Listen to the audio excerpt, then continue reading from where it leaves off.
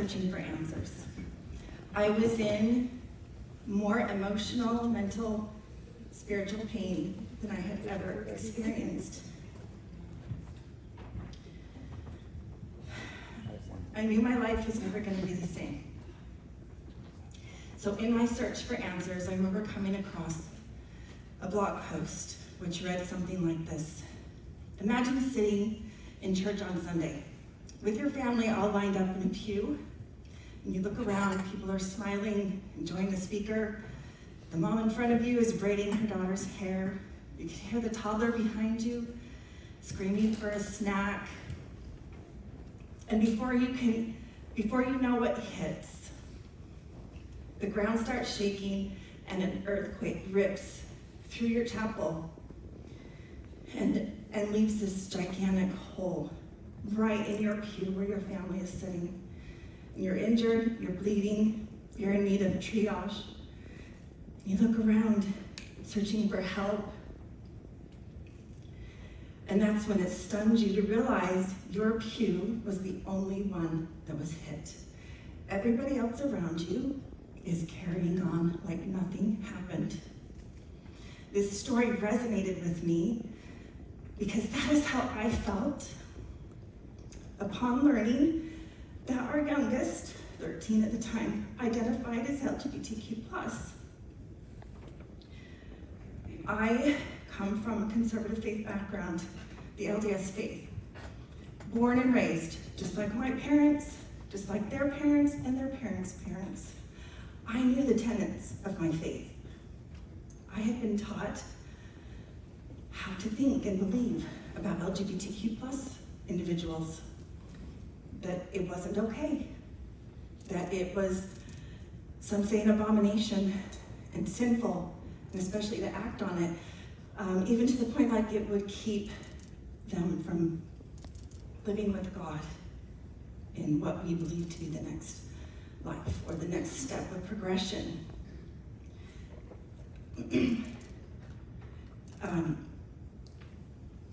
This thought absolutely petrified me. I thought, surely there's a way we can figure out for my kiddo to fit into this heteronormative box. Because you see, I knew all about checking boxes. I had done it my whole life. I was born in the faith. I was baptized at 8. At 12, I entered the youth program. I was president of many of my youth classes. I served a mission, learned Spanish. I was married in one of our temples, the highest place of worship. And we started a family. The thought of not checking this box of eternal family was something I could not bear. The cognitive dissonance was absolutely overwhelming.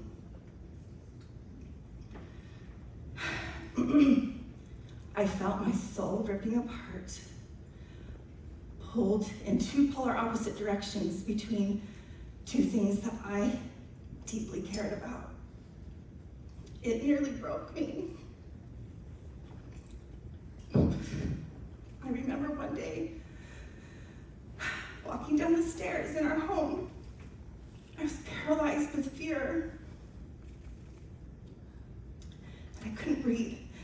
I got to the bottom of the stairs and I doubled over on the counter in the kitchen because I couldn't support myself.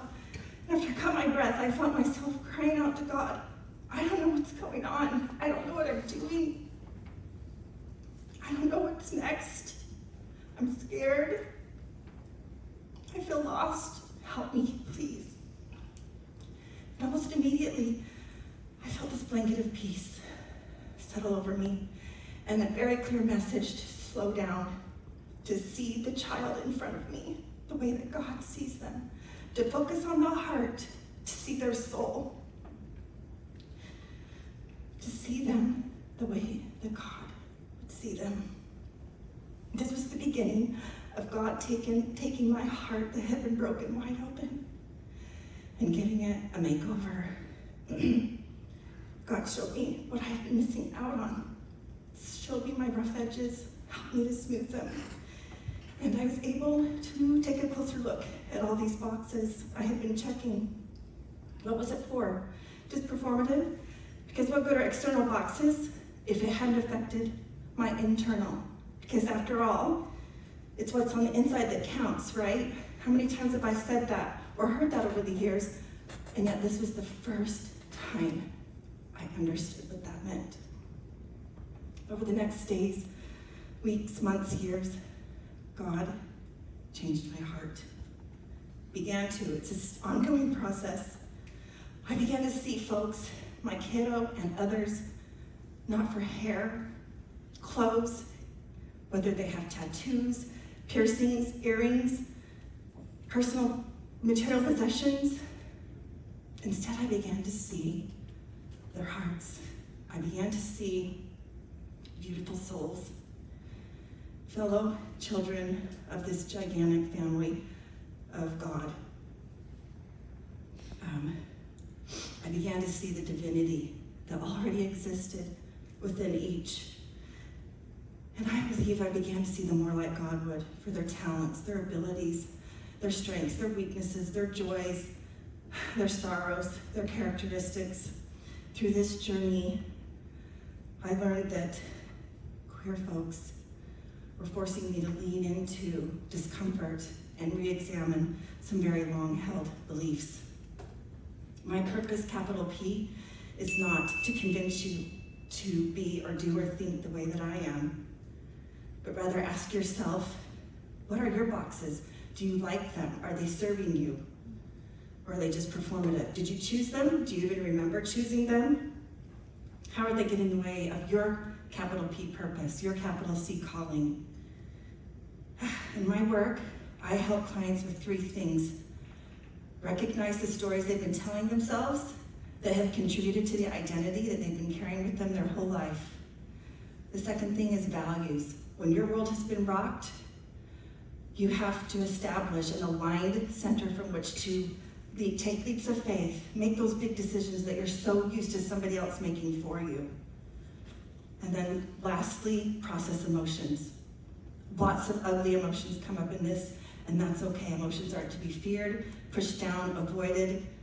Emotions are our teachers. They show us where we've been, where we're at. They can direct us where we need to go.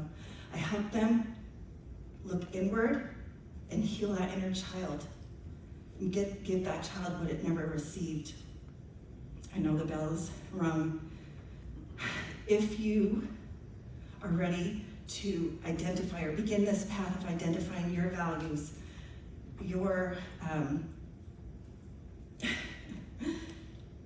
identity, I have a free quiz that I am happy to give you. Email me and I'll leave that with you at the break. And additionally, if you are ready, you notice I have rainbow. I always wear a rainbow, not to make a political statement.